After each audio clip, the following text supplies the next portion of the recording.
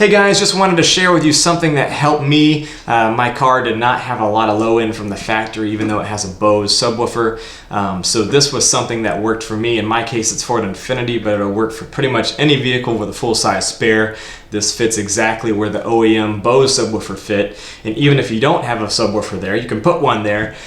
So this fit really well. It didn't take up any of my cargo space, and it sounds great. So I'm gonna share a little bit that with you, tell you, what I like about it, and show it to you. Unfortunately, I can't give you a audio demonstration on here because my phone mic just won't do it any justice. But it sounds 10 times better than what the factory gave me. So I'm very pleased with it, and hopefully this helps you guys as well.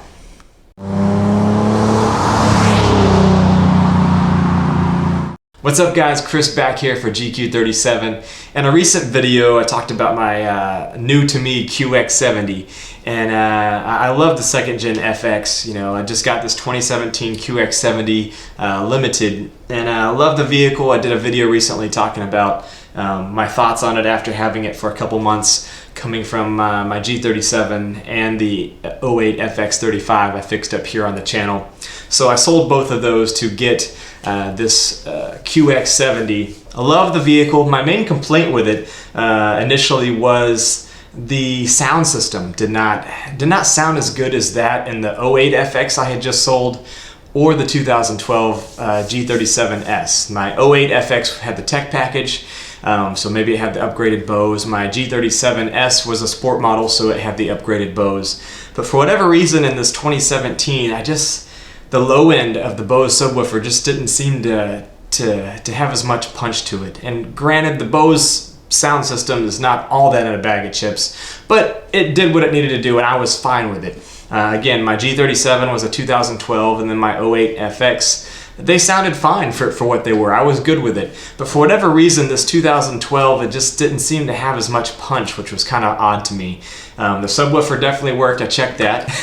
It just wasn't as beefy as I had come to expect. And so I decided to remedy that. And there's a lot of things that people can do. Of course, you can put, a couple 12s in the back, or a custom enclosed box, or whatever. There's a lot of things you can do. But one, I wanted to keep it simple. I wanted to keep full functionality of the head unit and everything. But also, I didn't want to lose any cargo space, because as I mentioned, I'm a musician. The reason I got this SUV is to haul stuff, my sound equipment and things like that. So I don't have any space to lose for putting a sub enclosure and things like that. The FX does not have a huge cargo bay anyway, so I find myself folding the seats down for some things, but I didn't want to lose any of what it has. I know a lot of you may be in that same box, so maybe this will help you. Here's what I found. It is the Cerwin Vega VPSTX12. The 12 stands for 12 inch. It is a 12 inch subwoofer, 600 watt, 150 watt peak RMS. But this is the shallow version, so it actually sits down in your wheel well, just like the stock BOSE subwoofer, just like the OEM BOSE subwoofer does. But the OEM isn't a 12, it's actually two 6-inch little woofer speakers in there if you take it apart. So to me, it's not even a true sub. This is a true 12-inch sub. So it hits a lot harder, has a lot more bass, but it doesn't take up any space. This is the shallow version, so your deck lid's going to close flush just like it does now from the factory, so it's not going to be sticking up or anything like that. The only downside is that this is an aftermarket part. It's not specific to INFINITI or BOSE, therefore it is going to have to be hardwired in. It's not plug and play. But if you've done stereo work before, electronics, that shouldn't be difficult for you. I had mine done professionally because I hate dealing with stereos and electronics. I'll turn a wrench, but I don't like wire. I'll do a little bit of wiring. I don't like tinkering with the head unit and stuff like that. I've done it in my Z's, but I didn't want to mess with this one. So I had it done, but I'm going to go ahead and tell you I had it done, so I can't tell you about the install other than, of course, you got to run power terminal to your battery and whatnot. But that aside, it fits in there great. I mean, without looking at it, you wouldn't know it was there. It doesn't take up any more space. Actually, it takes up less space than the factory BOSE did. There's a little bit more wiggle room in there, but it sounds great. There's no rattles.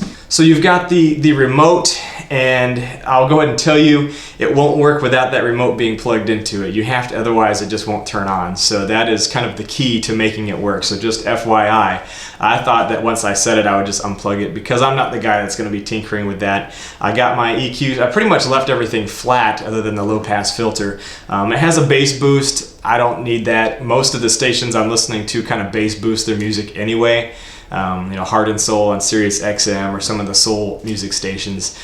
So they kind of do that themselves. I let the music speak for itself. But I pretty much in the middle was fine for me. Of course, you can crank it up to your heart's desire. If you crank it up too much, you probably will have some rattles in the doors. If you're gonna be cranking it real hard, you might end up having to put some Dynamat or something in there. It sounds great. You can still use your factory head unit EQ, so you can adjust the bass and treble just like you always have right from your knobs there on the dash. So that still works. I kind of kept mine in the middle, and that is fine. I keep my bass right in the middle now. I had it cranked all the way up before, and now I definitely don't have to do that. It's got a lot more. I wish I could show you, but the mic on my phone is just not going to pick that up and do it any kind of justice. But take my word for it, this thing sounds really good.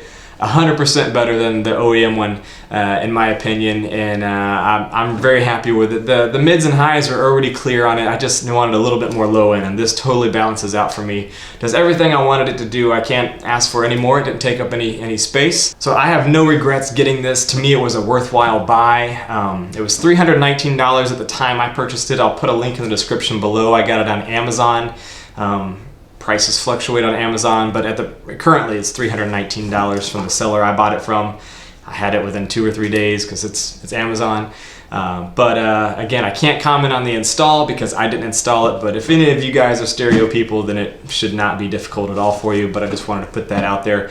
Again, very satisfied with this, highly recommend it. And this isn't just for the Infinity. This will work for anything that has a sub in the wheel well, in the spare tire, or even if you don't have a sub back there and you're trying to figure out where to put a sub without losing cargo space. If you've got a spare tire, full-size spare tire back there, then it should fit just fine. So just do your measurements. Again, I'll put a link in the description where to buy it, and it has all the specs, so you can check that out. There's a lot of people putting these in various vehicles, from Fords to Subarus to what have you. So this is not Infinity specific. This is just something that happened to work for my Infinity, but there's a lot of vehicles out there with this scenario. So hopefully this is helpful to somebody out there. If so, leave a like and a comment. Be sure to hit that subscribe button, and I will see you guys in the next video.